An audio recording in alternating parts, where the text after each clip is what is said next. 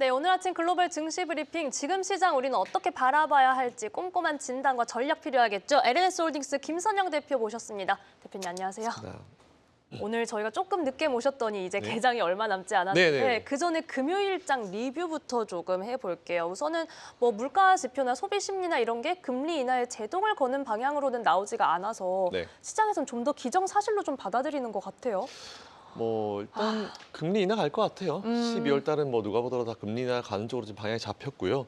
뭐 제가 걱정되는 거는 뭐 금리 인하 하고 안 하고 문제보다는 나중에 이제 시중의 유동성이 풀렸을 때 그걸 걷어들일 때 어떻게 걷어들일지가 걱정인 것 같은데 어차피 네. 파월 의장이 내년에 이제 뭐 상반기에 어차피 임기가 끝나니까 네. 그 다음 연준 의장이 누가 되는지 따라가지고 그 이후에 흐름이 좀 달라지지 않을까 싶습니다. 뭐 물론 이게 뭐 당장 내년의 걱정은 아니에요. 뭐 수년 후의 걱정이긴 한데 일단 12월은 금리 인하로 가는 것 같고 어쨌든 금리 인하로 간다라고 하는 건 그동안 이제 뭔가 자금들을 많이 원했었던 그런 주체들은 다 좋아지겠죠. 뭐 가상화폐들도 그래 조금 살아날 수 있는 그런 요인이 될 수 있고요. 그리고 주식시장도 확실히 활성화될 수 있는 요인이 있는데 문제는 뭐냐면 이제 이 12월 달 금리 인하에 대한 기대감이 이미 시장에 좀 많이 반영이 되어 있다라는 부분이에요. 그래서 제가 지난번 말씀드린 대로 11월 달은 이제 12월 금리 인하 기대감이 좀 들어가고 조금 괜찮을 것이고 12월은 또 내년 1월에 금리 인하에 대한 기대감이 또 12월 중순 넘어서 나올 거기 때문에 그쵸. 이렇게 되면 시장은 네. 계속 바래요. 어. 계속 바랍니다. 그리고 이제 거기에 바람에 맞춰주지 못하면 그래? 나의 바람을 맞춰주지 못했어 이러면서 또 실망으로 밀어버리거든요. 그게 좀 걱정될 뿐이지 전반적인 분위기는 그래도 돈을 푸는 분위기로 가기 때문에 우리가 뭐 투자를 못할 만한 내용들은 전혀 아닌 것 같아요. 자, 12월 8일 이번 주 12월 둘째 주 우리 국내 증시가 출발을 합니다. 자, 오늘 양시장이 소폭의 오름세로 출발하네요. 코스피가 0.22% 오르면서 4,109선에 거래되고 있습니다. 코스닥은 0.41% 오름세 928선에서 조금 움직임 나타내고 있습니다. 자, 우선은 국내 개장 분위기부터 점검 여쭤볼까요? 코스피는 지금 약보합권으로 좀 내려오는 상황이네요. 일단 최근에 보면은 대형주가 좀 쉬어가는 느낌이 좀 있죠. 이제 코스닥 쪽의 흐름이 좀 나오고 있는 것 같아가지고 요거는 자연스러운 순환매 흐름 정도로 보시면 될 것 같아요. 근데 네. 관건은 뭐냐면 코스피 쪽에서 지금 아직까지 환율에 대한 부담 때문에 이제 외국인들이 좀 매도를 여전히 이어가고 있어요. 그래서 이제 매도 추세가 꺾이지 않아가지고 그게 조금 걱정이다라는 생각이 좀 있는데 일단은 그거는 어쩔 수 없을 것 같습니다. 환율에 대한 부분은 당장 우리가 뭔가 좀 강하게 나서면 오히려 이제 미국 같은 데서 또 관찰 대상국을 넘어서 그쵸. 더 심한 조치를 네. 할 수도 있기 때문에 물론 거기까지 가지는 않을 거예요. 근데 그렇기 때문에 좀 눈치를 볼 수밖에 없는 상황이어서 자연스럽게 이걸 어떻게 해결할지가 좀 관건인 것 같은데 우리나라는 제일 문제가 지금 거의 유일한 문제인 것 같아요. 환율에 대한 부분이 제일 걱정이고 그것 더하기 이번 주 다음 주가 진짜 중요한 이슈들이 정말 많거든요. 우리나라만 보더라도 이제 앵커님 말씀하신 대로 이제 FOMC가 있고요. 그리고 이제 목요일 날에는 우리나라 또 쿼드러플 2층대가 있고요. 그리고 또 네. 항상 이제 6월 달, 12월 달 쿼드러플 2층대에 지나고 그 다음 날은 또 바로 코스피 200 그리고 코스닥 150 종목들 리밸런싱이 있어요. 종목들이 바뀝니다. 당연히 그러니까 이번 주 내내 아마도 대형주들의 흐름, 상대적으로 코스닥이든 코스피든 대형주들이죠. 상단에 있는 종목들이니까 그 종목들이 좀 뭔가 변화가 좀 나오면서 지수에 눌림이 좀 있을 수 있을 것 같다는 생각이 좀 있어요. 그래서 이번 주는 사실 시장이 좀 달리기가 어려운 분위기입니다. 확실히. 지수 변경도 있고 그리고 FOMC도 있고 우리나라 쿼드러플 이슈인데이도 있고 다 있기 때문에 이번 주만큼은 그냥 보합권에서 좀 잘 버텨주기를 바라는 마음 그리고 코스피 네. 같은 경우는 4,000포인트를 또 다시 한번 테스트를 하지 않을까라는 생각이 좀 들긴 드는데 네. 뭐 4,000포인트만 잘 버텨내주면은 그리고 코스닥은 뭐 900포인트만 잘 버텨내주면은 요 시기만 좀 잘 지나면 그래도 분위기가 좀 달라지지 않을까라는 생각이 좀 들고요. 근데 이게 이슈가 이번 주도 그렇고 다음 주도 이슈가 있어요. BOJ 통화정책회의도 있고 뭔가 계속 이번 주 다음 주는 몰아붙이고 좀 몰아붙이는 거 지나면 그 다음 주엔 또 이제 크리스마스 들어가잖아요. 그렇기 때문에 이렇게 분위기가 좀 이어지지 않을까 싶어서 그러니까 지금 여러분들이 하실 수 있는 거는 뭐 조금 시장 늘리고 한다 하더라도요. 놀라실 건 전혀 없어요, 사실은. 그 이유를 위한 어떤 세팅이기 때문에 걱정하실 필요 없을 것 같고 이거 말씀드리면 될 것 같아요. 지금 4,093포인트잖아요. 네. 내년 이맘때는 저보다 훨씬 더 높을 겁니다. 네, 그렇기 때문에 좀 길게 투자하시는 분들 그때 투자 이어가시면 좋을 것 같고 미국이도 우리나라도 상관없지만 제가 작년에 사실 타 방송을 통해서 이제 우리 한경 다른 방송을 통해서 말씀드렸던 게 확실히 올해 2025년도 같은 경우는 이제 우리나라 증시가 미국보다 강할 거다라는 말씀을 드린 적이 있어요. 그래서 우리나라 밸런스를 좀 맞추시라는 말씀을 드린 적이 있는데 네. 아마 내년에도 마찬가지일 것 같습니다. 내년에 어. 우리나라 증시가 상승률로 치면 이제 미국보다 더 높지 않을까라고 판단되고 있어가지고 지금은 그 어느 때보다 우리나라 증시에 대한 어떤 매력도가 높다라는 말씀드리고 이와 함께 당연히 미국 증시 매도하시면 안 됩니다. 미 증시도 이제 M7 위주로 계속 투자를 이어가셔야 되기 때문에 밸런스를 맞추셔가지고 그 밸런스 절대 깨지지 않게 흔들리지 마시고요. 내년 이맘때쯤까지 미국이든 우리나라든지 간에 쭉 투자하시면 좋을 것 같다라는 말씀 정리하겠습니다. 네, 이번 주는 시장이 조금 흔들릴 수 있어도 우선 코스피와 코스닥 4천선, 900선 사수 여부 저희는 지켜봐야겠고 역시나 좀 길게 봤을 때는 여전히 긍정적인 관점 다시 한번 좀 강조를 해드렸습니다. 자, 지금 국장 보고 있는 만큼 그러면 오늘은 알테오젠 이 부분 좀 네. 먼저 여쭤볼게요. 우선 금요일에 지금 키트루다 SC가 독일 법원에서 유통 판매 금지 가처분 결정을 받았다. 네. 지금 할로자임에 이런 제동이 먹혀든 그런 상황인 건데 여기에 워낙 급락을 했어서 네. 두 자릿수의 하락이 나왔다 보니까 네. 오늘 반등하고 있지만 우선 놀랐던 분들 많이 계셨던 것 같아요. 맞아요. 일단 알테오젠 같은 경우는 또 뭐가 예상하지 못했었던 이슈가 나왔던 것 같아요. 저도 요 상황에서 요 이슈가 나온다고라는 생각이 좀 들었는데 일단 이것도 아직 법적으로 이제 뭔가 나오긴 나왔지만 또 계속 갈 수 있는 부분이에요. 그래서 이게 투자를 할 때 이제 법적인 이슈가 나오게 되면은 네. 우리가 또 많이 놀래요. 근데 이런 제약 바이오주 같은 경우 특히 반도체 이런 데는 우리가 알 수 있는 법적인 부분들, 모르는 법적인 부분들이 진짜 이슈들이 많이 나오거든요. 그렇기 때문에 일단 요거는 계속 지켜봐야 된다는 말씀 좀 드리고 네. 법적인 이슈는 결국은 원하는 거는 이제 자기들의 밥끝 싸움이고 합의잖아요. 그렇기 때문에 어떻게 또 그것이 이루어지고 지냐에 따라서 분위기가 또 많이 달라질 수 있기 때문에 일단 지난주에 얻어맞은 거는 뭐 갑자기 얻어맞았기 때문에 사실 어떻게 할 수는 없습니다. 근데 이제 지금부터 좀 지켜보면서 그 이후에 이 절차들을 좀 지켜보시는 게 낫지 않을까라는 생각이 좀 들고 있어서 그거는 이제 염두를 해두시되 알테오젠에 대한 투자 의견은 물론 이제 좀 기대를 많이 가졌었던 부분이긴 하지만 저는 투자 이 기대감을 꺾을 필요는 굳이 없을 거라고 봐요. 아, 그래요? 예, 나올 수 있는 여러 가지 이슈들 중에 그냥 하나 정도로 이제 판단되고 있기 때문에 일단 요거는 그냥 그렇구나라고 생각하시고 오히려 저는 여러분들이 비중이 많이 적으시거나 없으시다라고 하면은 이제 지금 요거는 좀 공부를 한번 해보실 필요가 있어요. 관망도 괜찮지만 관망에서는 살짝 이제 매수 기회 쪽으로 좀 보시는 게 지금은 괜찮지 않을까 좀 생각을 가지고 있어가지고 네, 대신에 비중 높으신 분이 더 추가하면서 하시라는 말씀 절대 아닙니다. 비중이 낮으신 분들은 한번 공부해보시고 상황을 좀 지켜보시고 관심 없으신 분들은 관심 종목에 넣어두시고 좀 공부를 시작해보시라는 말씀을 좀 드리겠습니다. 네, 어찌 보면은 금요일장에 개인 투자자들이 조금 매수로 대응하는 네. 그런 분위기가 있었고 오늘도 어쨌든 반등의 흐름은 가져가 주고 있는데 알테오젠에 대해서 여러분들 투자 전략에 좀 참고를 해보시면 좋을 것 같습니다. 자, 그러면 코스피에서도 같이 여쭤보죠. 현대차가 네. 금요일장에서 그 몸집이 이렇게 두 자릿수나 또 움직임을 맞아요. 보여줘서 네. 이제는 뭐 로봇에 대한 기대감, 자율주행에 대한 기대감, 이제 미래의 현대차가 있을 것이다라는 그런 기대감이 좀 커지는 구간인 것 같아요.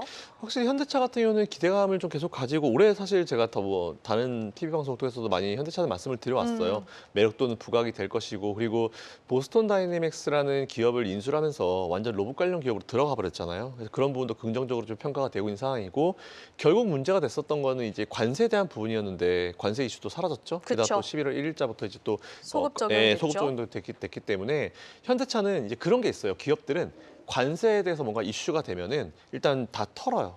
다 털어버립니다. 일단은 뭐 재무제표에서 다 빼버리거든요. 근데 그 이후에 만일 이번처럼 관세 문제가 다 해결이 돼가지고 좀 그래도 안정적으로 바뀌었다 싶으면은 털었었던 비용들 다시 이걸 수익으로 잡거든요. 그 재무제표 다시 넣는 게 있기 때문에 일단 제가 봤을 때 현대차 같은 경우는 그런 액션들이 좀 나올 수 있을 것이고 이에 따라서 뭔가 그동안 걱정으로 얘는 안 될 것 같아 포기해라고 했던 것들이 의외로 되네? 다시 들어오네? 이런 심리가 좀 작용될 수 있기 때문에 현대차 같은 경우는 그런 어떤 불안 심리가 사라졌다. 그리고 이제 투자에 대한 어떤 의견들은 이제 사실 예전의 현대차는 아니에요. 이게 국내에서 많이 팔았던 현대차를 넘어서 미국에 공장도 짓고 그리고 미국에서도 어떻게든 그 어려운 시장을 이제 일본의 도요타가 장악하고 있었던 그 어려운 시장을 꾸역꾸역 잡아내가고 있거든요. 그래서 좀 우리 국내 기업으로서 좀 응원을 해주면서 지켜볼 필요가 있는 기업에서 사실 개인적으로도 현대차를 제가 작년부터는 관심을 좀 계속 가지면서 말씀을 많이 드렸는데 현대차에 대한 관심을 계속 이어가시면 될 것 같고요.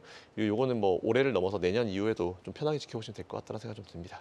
네, 금요일장에서도 외인과 기관의 양매수도 강하게 들어왔고 오늘 좀 숨고르기를 하고는 있지만 이제 25만 원 선에서 단숨에 30만 원 선까지 위로 올라왔던 현대차입니다. 역시나 긍정적으로 저희가 지켜볼 수 있다는 점 체크를 해보시죠. 자, 저희는 이제 다시 미장으로 좀 돌아와 볼 텐데 우선은 앞서 시장의 반응도 체크를 해봤지만 이 지표가 PC 같은 경우는 사실 9월 지표잖아요. 맞아요. 네. 그리고 이제 2%대 물가 목표를 가지고 있고 그래도 예상에도 부합을 하긴 했지만 2.8% 좀 높지 않나 이런 생각이 저는 들기도 했었거든요. 네, 사실 뭐 경제 지표들이 지금 나오는 게 되게 의미가 없어요. 어떻게 그쵸. 보면 너무 지났잖아요. 이게 뭐 보통 우리가 발표되는 지표가 지난달 지표여서 이번 달에 발표돼가지고 그 갭 차이도 사실은 저는 그 크게 의미가 없다라고 생각하는데 이게 이미 9월 달께 발표가 된 거기 때문에 너무 옛날 거예요. 그러다 보니까 시장이 여기에 좀 집중을 못하는 느낌이 좀 분명히 있죠.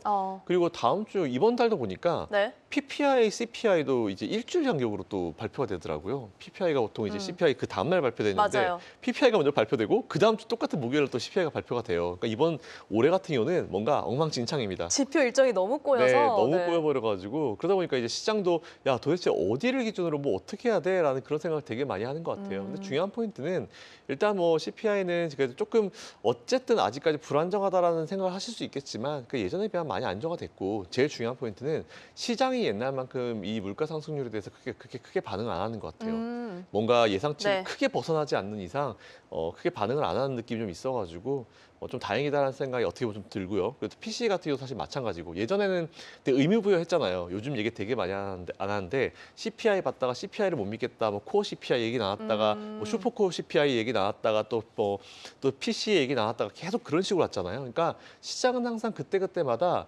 자기가 듣고 싶은 거에 좀 의미를 부여하는 경향이 분명히 있어요. 근데 지금은 이제 이거 아무것도 안 먹히니까 요 얘기 안 하잖아요. 그러니까 제일 중요한 포인트는 연준은 결국은 그리고 전체적인 시장은 결국은 지금 금리 인하 기조이고 그 시점이 언제 오냐가 제일 중요한 것이기 때문에 이런 개별적인 경제 지표는 이미 너무 후행성이 너무 심하기 때문에 네. 이것보다는 이제 앞으로 우리가 바라볼 연준의 금리 인하 스케줄을 좀 보시는 게 될 것 같고 이게 바로바로 지금 께 나오면은 이게 이번에 영향을 미칠 것 같아요라고 하겠지만 너무 예전 거기 때문에 지금 우리가 이걸 참고해가지고 이번 12월 달에 금리 인하 가능성을 체크해 보기는 좀 무리가 분명히 있어요.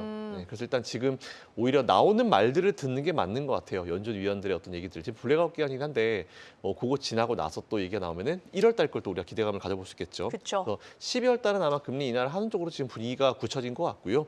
이제 문제는 이제 1월 달에 과연 금리 인하 쪽으로 갈지 안 갈지 얼마나 또 거기에 동의해주는 연준 위원들이 많을지에 따라서 12월 남은 기간 동안의 분위기는 확실히 달라지지 않을까 싶긴 합니다. 자, 그렇다면 결국은 이런 것들을 좀 점쳐보기 위해서는 이번에 FOMC와 같이 나오게 될 점도표나 네. 아니면 각 이런 이견들이 좀 나오는지 이런 부분이 좀 중요하겠네요. 이견은 계속 나올 것 같긴 해요. 왜냐하면 또 이제 연준 의장이 또 내년에 바뀌기 때문에 여전히 또 자기들의 의견을 얘기를 많이 피력을 할 것이다라는 생각을 가지고 있고요. 말씀하신 대로 점도표가 좀 중요합니다. 그래서 점도표를 과연 어떻게 찍을지에 대한 부분인데 그렇다고 너무 또 점도표에 집착하지 마세요. 왜냐하면 점도표는 자주 바뀝니다. 네, 이게 뭐 분기마다 계속 바뀌는 거기 때문에 너무 거기에 뭐 집중하셔가지고 걱정하실 필요 없을 것 같다는 말씀 드리고요. 일단 뭐 다행히 그래도 좀 안정적으로 그래서 시장이 잘 풀려나간 쪽으로 가요. 결국은 이제 저도 10월 달 금리 인하 하지 말고 12월 달, 1월 달에 하는 게 좋다라고 한 것도 사실 저의 욕심이거든요. 나중에 시장이 안정적으로 좀 뭔가 랜딩을 잘 하기 위한 그런 저의 욕심이었기 때문에 일단 뭐 아무리 욕심 많아도 연준 위원들이 하는 대로 가야죠. 그래서 그 이후에 우리 항상 분석을 해야 되기 때문에 네. 우선 지금 12월 금리 인하하고 1월 달이 어떻게 될지 그게 남은 12월 하반기는 진짜 중요하지 않을까라고 생각하고 있습니다. 개인적으로 조금 걱정되는 거는 이제 데이터가 몰아서 나오는 것들이 네. 있기 때문에 지금은 저희가 데이터에 크게 반응을 안 하고 있지만 나중에는 데이터에 따른 변동성이 더 커지지 않을까 저는 그런 생각도 좀 들더라고요. 그렇죠. 아마 시장도 그걸 기다리고 있을 거예요. 그러니까 지금은 이제 계속 너무 뒤에 게 발표되고 있기 때문에 이걸 어떻게 믿어? 너무 지난 거 아니야? 이렇게 할 거거든요. 지표의 근데 시차가. 맞아요. 근데 네. 이제 그 시차가 맞춰지는 시점쯤 됐을 때 뭔가 또 다른 돌발 변수가 발생해서 또 그것 때문에 그거에 또 뭐 의미부여를 해서 밀어버리는 이제 시장을 또 흔들어버리는 그런 느낌도 불가능한 시나리오는 아니다라고 판단하는데 현재까지는 그게 보이진 않아요. 일단 현재까지는. 네. 그래서 이제 그거는 그때 나왔을 때 우리가 고민을 한번 해보시면 될 것 같고요. 지금은 굳이 우리가 너무 불안 요소들을 많이 가질 필요는 없을 것 같아요. 연말이니까 물론 내년에 대한 걱정 그리고 우리가 막 항상 연말 되면 뭐 그런 거 되게 많이 하잖아요. 내년에 대한 사주팔자 이런 거 많이 보잖아요. 네, 근데 그런 것처럼 이제 아마 내년에 대해서 기대감과 걱정감을 가지고 계시는 것 같은데 뭐 굳이 그럴 필요 없어요.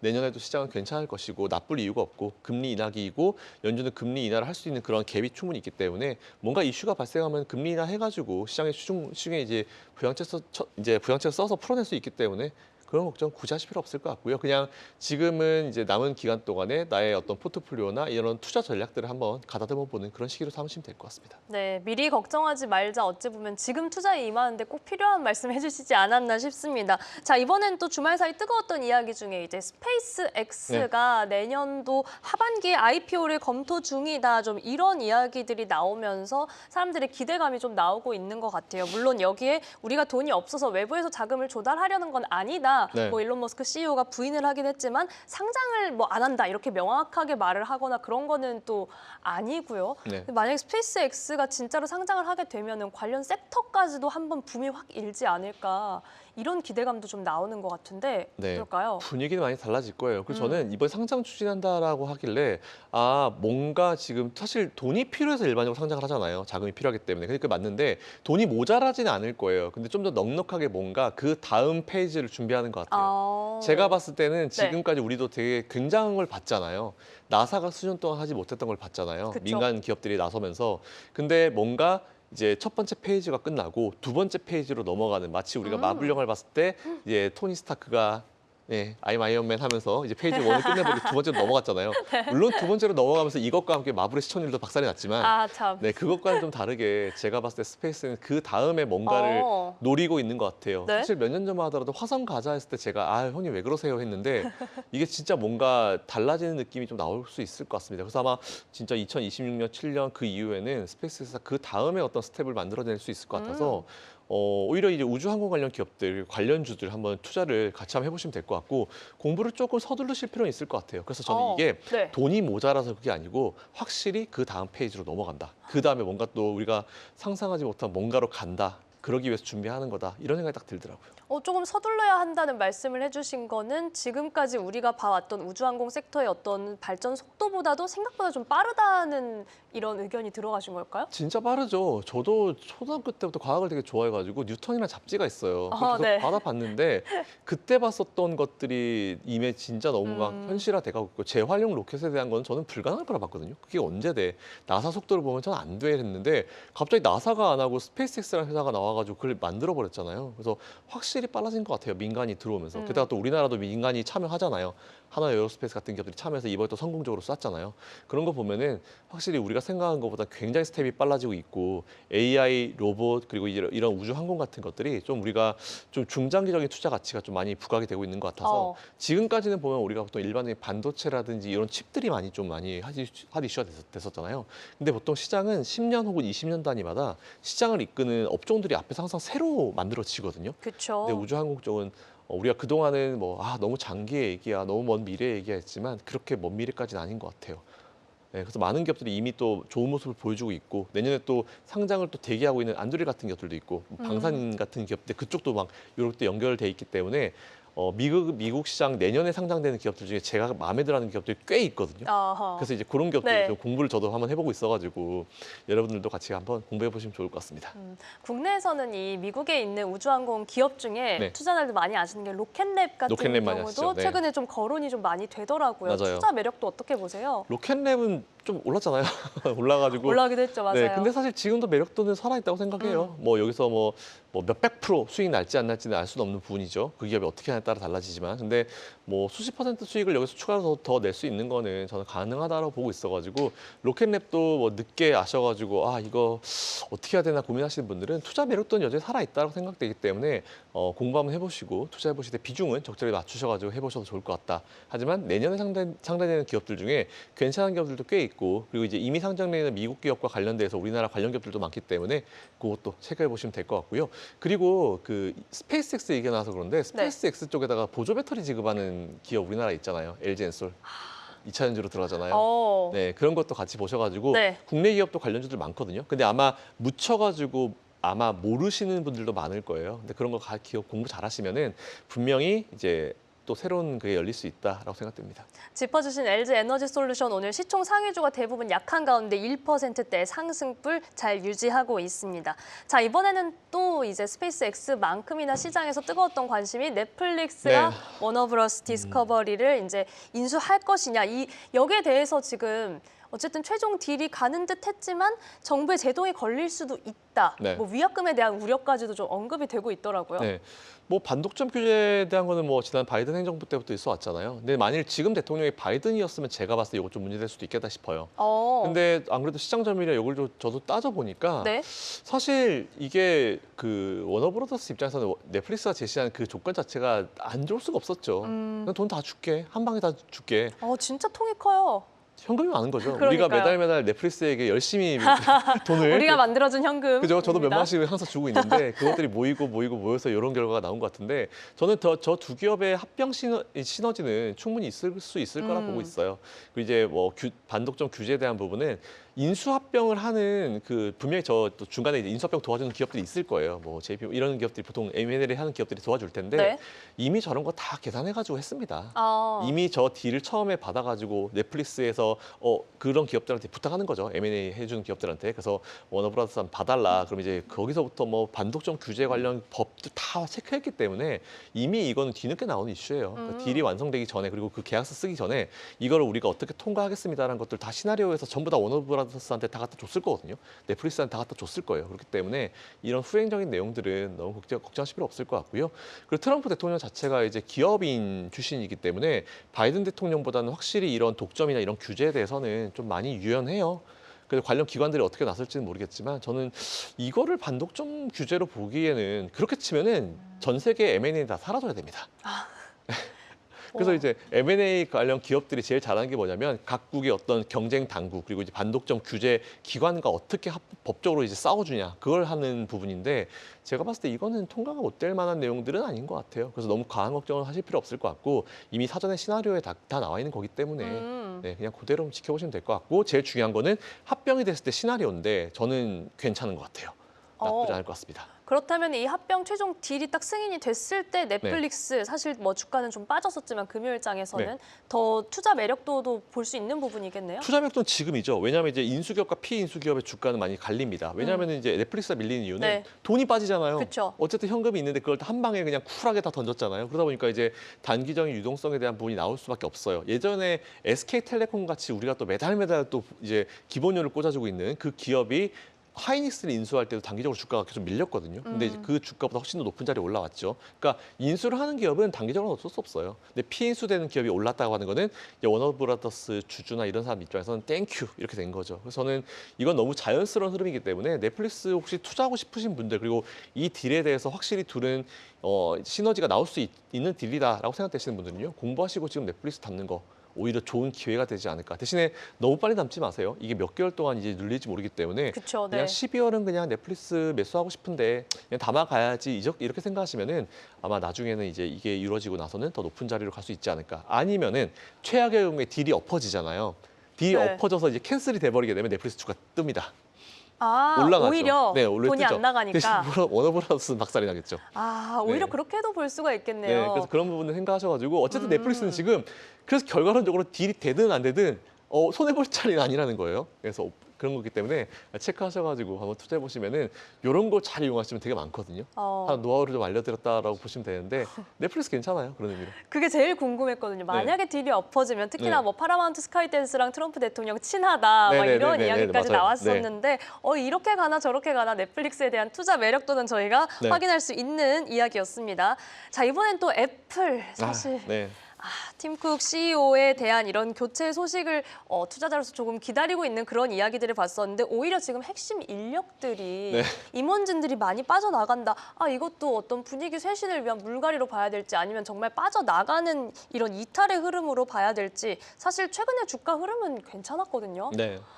이게 그게서 제가 주가가 올라가도 걱정된다라는 말씀을 계속 많이 드린 게 결국은 애플은 지금까지 워낙 대단한 기업이었기 때문에 적당히만 해주면 주가는 올라가요. 그러니까 CEO가 사실은 팀쿡 이후에 뭐 누가 온다 하더라도 대리로 누가 온다 하더라도 주가는 계속 올라갔을 겁니다. 근데 그게 문제가 아니고 핵심 인력이 퇴사를 한다고 하는 거는 좋은 기업이면 안 나가요. 그쵸, 그러니까 네. 미래에 대해서 뭔가 지금 제시를 해주지 못하고 있는 게 아마 애플 내 문제가 좀 된다라고 판단이 되고 뭔가 보이지 예, 않기 때문에. 맞아요. 예전에 잡스 같은 경우도 이제 회사의 이런 메인 직원들을 계속 잡아놓을 수 있었던 것들은 이제 그들이 오래 일하면은 확실히 옵션이라는 것들도 엄청나게 많이 받아갈 수 있는 그런 구조를 만들어놨기 때문에 안 나가는 거죠. 근데 이제 핵심 인력들이 이렇게 나간다고 하는 거는 분명히 뻔해요. 이 사람들도 열심히 노력해가지고 이제 어떤 제품이 나온 거에 대한 어떤 만족감에서 일하시는 분들인데 거기 더하기 이제 좀 더 높은 연봉을 제시한 쪽에 넘어가는 거겠죠. 최근에 메타 같은 기업들이 굉장히 높은 연봉을 그쵸. 제시하면서 많이 이제 네. 스카웃을 해간다고 하는데 이렇게 되면 핵심 인력 뺏기면 어떻게 하려고 하는지 좀 걱정이 되긴 돼요. 그래서 또 이런 걸 핑계로 또 팀 쿡은 일단 너무 회사가 지금 뭐 불안정하기 때문에 난 못 나갈 것 같아. 또 이렇게 또 이끌고 갈 게 사실은 제일 불안한데 이 애플은 이거는 지금 당장 주가가 문제가 아니고 진짜 미래에 대해서 걱정이 되는 부분이기 때문에 이게 어떻게 쇄신이 될지는 모르겠어요. 걱정이 됩니다. 그래서 이때는 주주들이 나서야죠. 주주들이 나서고 이사회가 나서가지고 좀 강한 처방, 지금은 아프더라도 강한 처방을 좀 할 때가 되지 않았나 애플은 싶습니다. 그렇네요. 지금 좀 분위기에 대한 수습이 좀 필요한 그런 순간이 네. 될 것 같습니다. 자, 그렇다면 저희가 앞서 이제 국내장에 대해서는 전략 말씀해 주셨으니까 오늘 미장 전략은 어떻게 가져가야 될까요? 일단 미국 시장 같은 경우는 이번 주에 이슈가 되게 많아요. 그렇기 때문에 미국 시장도 지금 일단 이번 주 다음 주만큼은 조금 보합세에서 강한 흐름을 우리가 예상하기엔 좀 쉽지 않을 거예요. 물론 상승이 꾸역꾸역 나올 수는 있어요. 그러니까 지금 추세가 꺾인 게 아니기 때문에 시장은 밑으로 내려가는 시장은 아니거든요. 그러니까 올라가는데 강도가 좀 약해져가지고 좀 심심하실 수 있는데 이럴 때 제일 좋은 거는 여러분들이 매일매일 너무 피곤하게 시장을 보실 필요는 없습니다. 지금 이런 시장이 피로도가 굉장히 높은 시장이에요. 국내도 그렇고 미국도 마찬가지이기 때문에 그래서 오히려 만약 시장이 눌렸다라고 했을 때는 네. 추가매수 신규 매수 M7 위주로 하셔도 됩니다. 애플도 괜찮아요. 애플도 지금 뭐 이런 상황에서 나쁜 투자처는 아니기 때문에 M7 위주로 한번 눌림을 이용해서 투자를 그대로 이어가시면 좋겠다는 생각을 가지고 있고 앞에서 우리가 또 넷플릭스 같은 것들 얘기했잖아요. 그런 기업들도 지금 매력도는 충분히 부각이 되고 있기 때문에 한번 투자해 보시면 될 것 같다는 말씀드리고 강도는 약해졌습니다. 그래서 자주 보면은 피로도가 높기 때문에 매수하시고 그냥 편하게 투자를 하시는 게 최소한 일단 올 연말까지는 좋지 않을까라고 생각하고 있습니다. 네, 대표님 지금 속보가 나와서 네. 이 부분 전해드리고 같이 좀 여쭤볼게요. 네. 우선 알테오젠 코스피 이전 상장 안건이 통과됐다라는 지금 속보가 나와 있습니다. 이제 알테오젠이 사실 지난주 금요일 돌발 악재에 좀 눌렸었지만 이 코스피 이전 상장 가능성에 대해서 계속해서 이야기를 해왔고 오늘 이 안건이 통과됐다라는 소식이 지금 전해지고 있는데 이제 이 부분에 좀 집중할 수 있을까요? 일단 뭐 이미 얘기가 나왔었던 부분이고 그쵸. 뭐 통과된 거는 통과되겠죠, 당연히. 예정된 수순. 네, 그렇죠. 이거 너무 예정된 수준이어서 지금 주가도 보면은 2.4%대 똑같아요. 뭐 별다른 큰 반응이 없어가지고 크게 뭐 너무 마음 쓰실 필요 없을 것 같고 좀 큰 시장으로 가니까 이제 알테오젠 같은 기업들이 좀 큰 시장으로 가니까 요거는 제가 봤을 때 이전 상장 효과 나올 수 있어요. 네, 그래서 알테오젠에는 네, 제가 보통 이런 얘기 잘 별로 안 좋아하는데 액땜한 느낌이네요. 코스닥 다른 바이오 섹터는 조금 찬바람 불지 않을까 싶기도 하고. 예전에 셀트리온이나 다른 기업들이 넘어갈 때 그쵸. 좀 분위기가 좀 안 좋아질 수 있을 것 같다는 얘기들이 되게 많이 났었는데 참 단기적으로는 그래요. 근데 중장기적으로는 항상 그 자리를 커버하는 누군가가 나오더라고요. 다른 대장이 등장할 네, 것이다. 항상 나왔어요. 항상 나왔기 때문에 단기적으로는 뭐 싫어하죠. 코스닥에서 이제 이런 핫한 기업이 있어주면 되게 좋고 한데 이제 그 기업의 입장에서 넘어가는 게 더 좋고요. 그리고 코스닥도 우리 항상 걱정을 하는데요. 너 누군가 항상 대장을 또 역할을 해주고 또 잘 해줬기 때문에 뭐 그런 거 걱정하실 필요 없을 것 같습니다.